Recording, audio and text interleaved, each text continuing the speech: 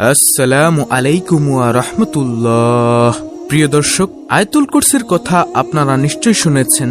আয়াতুল কুরসির এমন 4টি আমলের কথা আজকের ভিডিওতে আলোচনা করব, যে 4টি আমল যদি আপনি দৈনন্দিন জীবনে করতে পারেন, ইনশাআল্লাহ মৃত্যুর পরবর্তী জিন্দেগিটা সুখময় হয়ে যাবে ইনশাআল্লাহ, এবং পরকালের জিন্দেগিতে আল্লাহ রাব্বুল আলামিন আপনাকে অবশ্যই জান্নাত দান করবেন ইনশাআল্লাহ। দর্শক, 60 থেকে 70 বছরের এই দুনিয়ার জীবনটা হচ্ছে ক্ষণস্থায়ী, পরকালীন জিন্দেগিটাই হচ্ছে আসল। তো প্রিয় দর্শক, আমি বিশ্বাস করি যে ব্যক্তি মৃত্যুর পরবর্তী জিন্দেগিতে জান্নাতে যেতে চায়, সে আজকে সম্পূর্ণ ভিডিওটি দেখে এখান থেকে পরবর্তীতে উক্ত আমলগুলো শিখে পরবর্তীতে সেও এই 5টি আমল সব সময় করবে ইনশাআল্লাহ। তাহলে চলুন কোনো কথা না বাড়িয়ে সম্পূর্ণ আলোচনায় প্রবেশ করা যাক। তো 1 নম্বর আমল হলো প্রত্যেক ফরজ সালাতের সালাম ফিরানোর সাথে সাথে আয়াতুল কুরসি পাঠ করা।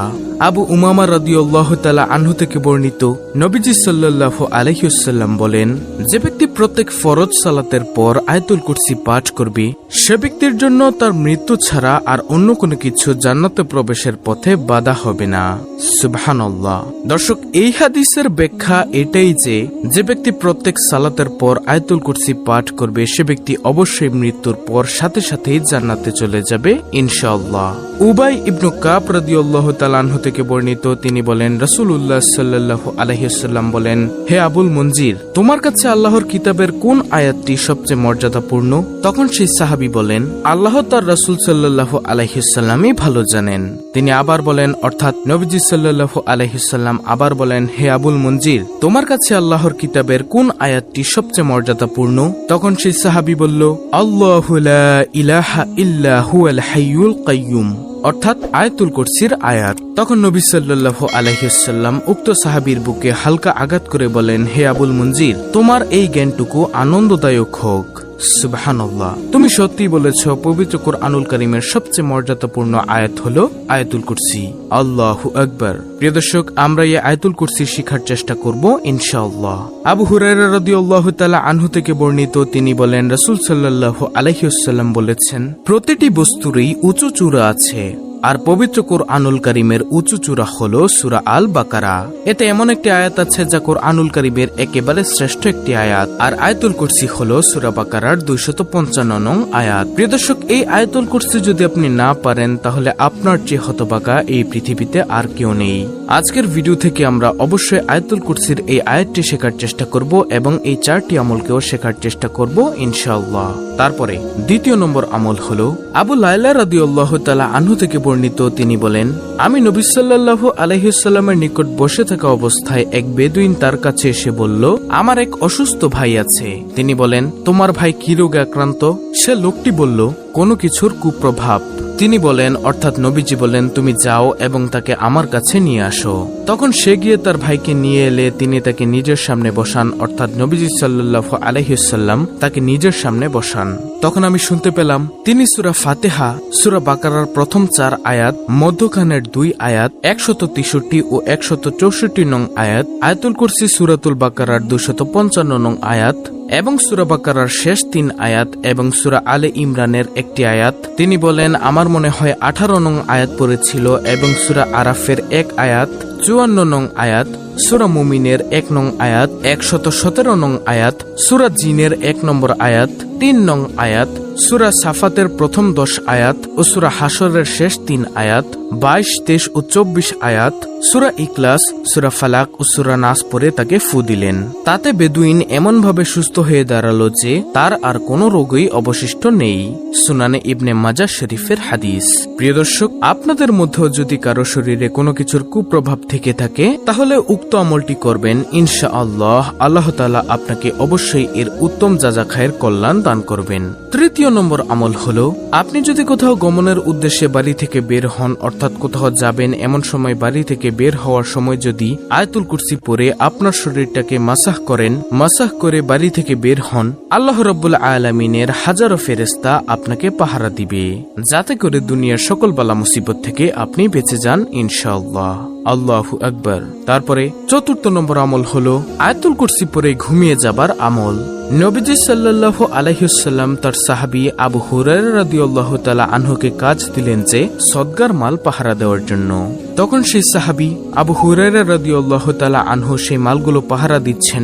এমন সময় তিনি দেখলেন একজন লোক চুপি চুপি এসে সেখান থেকে খেজুর অথবা অন্য কিছু চুরি করে নিয়ে যাচ্ছেন। তখন আবু হুরায়রা রাদিয়াল্লাহু তাআলা আনহু সেই চোরের হাত ধরে বলল, আমি তোমাকে নবীজির দরবারে নিয়ে যাব, তোমার বিচার করা হবে। তখন ওই চোর কান্না করা শুরু করলো। সে অভাবের কথা বলল যে আমার ঘরে অনেক অভাব, তুমি আমাকে ছেড়ে দাও, আমি আর জীবনেও চুরি করব না। নবীজির সাহাবীদের তো ছিল অনেক মায়া। নবীজির সাহাবী আবু হুরায়রা রাদিয়াল্লাহু তাআলা আনহু সেই চোরকে মায়া করে ছেড়ে দিলেন।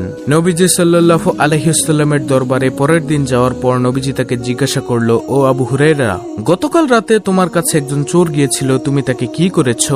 নবীজির সাহাবী বলল, হে নবী, আমার অত্যন্ত মায়া হয়েছিল তার প্রতি, কারণ সে অভাবের কথা বলেছে, কান্না করে দিয়েছে, তাই আমি তাকে ছেড়ে দিয়েছি।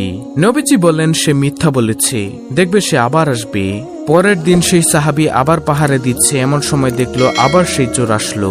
তখন নবীজির কথা মতোই সেই চোরকে নবীজির সাহাবী ধরে ফেললো, বলল, আর আমি তোমাকে ছাড়বো না, কারণ তুমি ওয়াদা ভঙ্গ করেছো, তোমাকে আমি নবীজির দরবারে নিয়ে যাব। তখন সেই চোর বলল, আমি আর জীবনেও আসবো না, আপনি আমাকে ছেড়ে দিন। আমি বললাম তো আমি আর জীবনেও আসবো না। আরে ভাই, আমার অনেক অভাব, এজন্যই আমার আসতে হয়। তখন নবীজির সাহাবী তাকে আবার ছেড়ে দিলেন। পরের দিন নবীজির দরবারে গেলে নবীজি জিজ্ঞাসা করলেন, ও আবু হুরায়রা, তুমি গত রাতের চোরকে কি করেছো? তখন নবীজির সাহাবী বলল, আমি তাকে আবারও ছেড়ে দিয়েছি, সে অভাবের কথা বলেছে, তাই মায়া হয়েছে, আমি তাকে ধরে রাখতে পারিনি, মায়ার কারণে আমি তাকে ছেড়ে দিয়েছি। নবীজি সাল্লাল্লাহু আলাইহি ওয়াসাল্লাম বলেন, ও আবু হুরায়রা, সে আজকে রাতে আবার আসবে। তখন নবীজির সাহাবী খেপে গেলেন এবং বললেন, কি, আমি তাকে 2-3বার ছেড়ে দিলাম, তারপরও সে আবার আসবে? আমি তাকে আজকে রাতে ধরবই। তখন নবীজির সাহাবী আবার পাহারা দিচ্ছেন রাতের বেলায়। এমন সময় সেই চোর আবার আসলো। তখন নবীজির সাহাবী চুপি চুপি গিয়ে তাকে ধরে বলল, আর তোমাকে ছাড়া হবে না, তোমাকে আমি আজকে আটকে রাখবই, তুমি একেবারে আজকে আর যেতে পারবে না। তখন নবীজির সাহাবীর ওই কথা শুনে চোর বলল, আমাকে তুমি ছাড়বে না, তুমি আমাকে ছেড়ে দাও, আমার অনেক অভাব। তখন সাহাবী বলেন, না, তোমাকে আমি ছাড়বো না। তখন সেই সাহাবীর কথা শুনে ওই চোর বলল, আমি তোমাকে একটি আমল শিখাবো, তুমি আমাকে ছেড়ে দাও। নবীজির সাহাবী বলল, কি সেই আমল? তখন সেই চোর বলল, কেউ যদি ঘুমানোর পূর্বে আয়াতুল কুরসি পাঠ করে ঘুমিয়ে যায়, তাহলে শয়তান ওই কর্তৃত্ব হারিয়ে ফেলে, শয়তান আর তাকে কোনো ডিস্টার্ব করতে পারবে না। তখন এই আমলটির কথা শুনে নবীজির সাহাবী তাকে ছেড়ে দিলেন। ওই চোর চলে গেল। এইবার নবীজির দরবারে আসলো আবু হুরায়রা রাদিয়াল্লাহু তাআলা আনহু। নবীজি জিজ্ঞাসা করলেন, ও আবু হুরায়রা, গত রাতেও তো চোর আবার এসেছিল, তুমি তাকে কি করেছো? তখন বলল, ও নবী, সে আমাকে একটি আমল শিখিয়েছে, যার কারণে আমি তাকে ছেড়ে দিয়েছি। নবীজি বললেন, কি সেই আমল? তখন নবীজির সাহাবী বলল, ওই আমল। সে বলল, যে ব্যক্তি আয়াতুল কুরসি পড়ে ঘুমিয়ে যায়, তাকে শয়তান কোনো ক্ষতি করতে পারে না। তখন নবীজি সাল্লাল্লাহু আলাইহি ওয়াসাল্লাম বলেন, ও আবু হুরায়রা, সে সত্যিই বলেছিল। আল্লাহু আকবার। অর্থাৎ কোনো ব্যক্তি রাতের বেলা আয়াতুল কুরসি পড়ে ঘুমিয়ে গেলে শয়তান তার কোনো ক্ষতি করতে পারে না। সুবহানাল্লাহ। প্রিয় দর্শক, আয়াতুল কুরসির যে 4টি আমলের কথা আমি ভিডিওর মধ্যে বলে দিয়েছি, সেগুলো আপনারা করবেন, ইনশাআল্লাহ আপনি উক্ত ফলাফল পেয়ে যাবেন। অত্যন্ত গুরুত্বপূর্ণ একটি ভিডিওটি ভালো লাগলে অবশ্যই চ্যানেলটিকে সাবস্ক্রাইব করে পাশে থাকা বেল বাটন অল বাজিয়ে দিবেন। ভিডিওটিতে একটি লাইক দিবেন এবং কমেন্টে আমিন লিখবেন এবং অন্য মুসলিম ভাই বোনদের কাছে ভিডিওটি শেয়ার করে দিবেন, যেন তারাও দেখে শিখে এই আয়াতুল কুরসির আমলটি করতে পারে। আল্লাহ রাব্বুল আলামিন আমাদের সকলকে আয়াতুল কুরসির আমল করার তৌফিক দান করুন। আমিন।